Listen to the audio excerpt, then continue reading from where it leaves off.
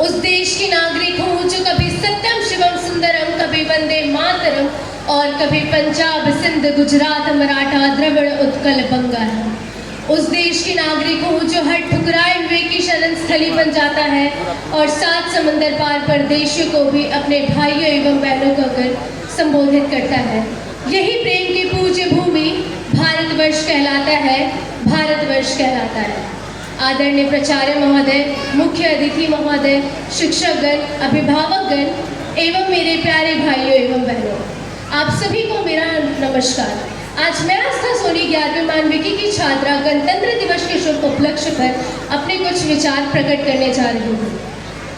भारत को गणतंत्र हुए 74 वर्ष पूर्ण होने पर मैं सभी देशवासियों को ढेर सारी शुभकामनाएं और बहुत बहुत बधाइयाँ देना चाहती हूँ। आज का ये दिवस ऐतिहासिक दिवस है।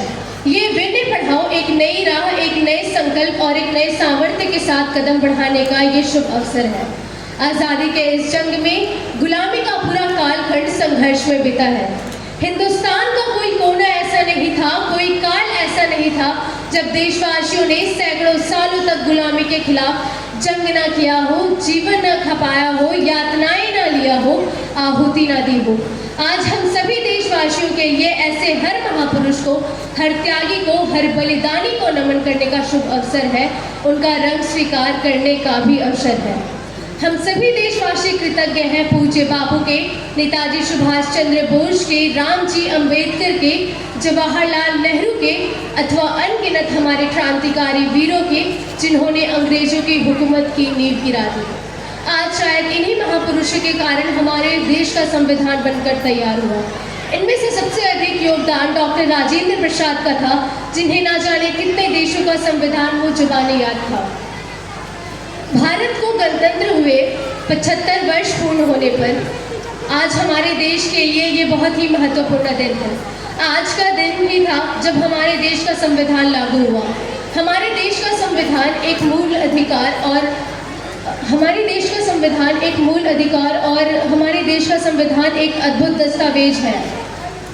हमारे यहाँ कहा गया है, प्रत्येकम क्षणम शिक्षण ध्यानयो कृते महत्वपूर्ण भवति, प्रत्येकम क्षणम संपत्ति संपादकम कृते आवश्यकम भवति, एकैकशः वपेन ज्ञानम प्राप्तुम न शक्यते। अर्थात विद्या ध्यान के लिए एक एक पल जरूरी है, एक एक क्षण बर्बाद करके ज्ञान हासिल नहीं किया जा सकता। और आज़ादी का ये समय भारत की विकास यात्रा में सकारात्मक योगदान का समय है। आज हमारे भारत की ये स्थिति है कि आज हमारा भारत विश्व का 5वां इकोनॉमी है। विज्ञान के क्षेत्र में भी अभूतपूर्व उन्नति हुई है, जिसका एक उदाहरण कोरोना काल है, जिसमें हमारे वैज्ञानिकों ने सबसे पहले और सबसे अच्छा वैक्सीन कोवैक्सीन और कोविशील्ड का निर्माण किया।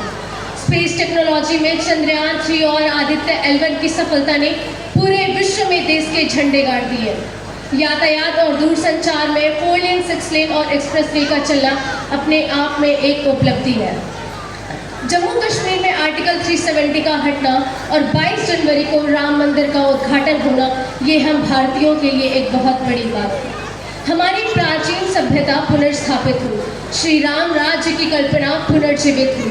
पहले भारत की पहचान ताजमहल के रूप में होती थी, पर अब तो ये श्री राम जन्मभूमि के रूप में होती है। विश्व मानस पटल पर श्री राम जन्मभूमि के रूप में होती है।